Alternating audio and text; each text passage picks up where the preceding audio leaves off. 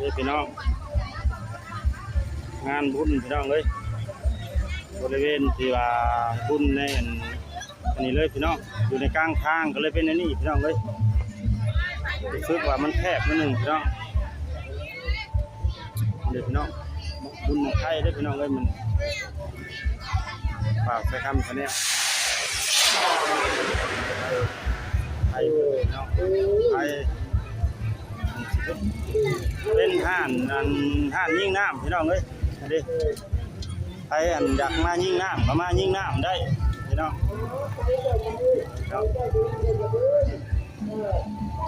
เป็นน้ำยิ่งน้ำพี่น้องเลยเบิดพี่น้อง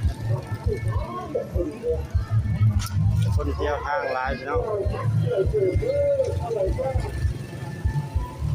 พาไปเที่ยวบนทั้งนั้นพี่น้องเลย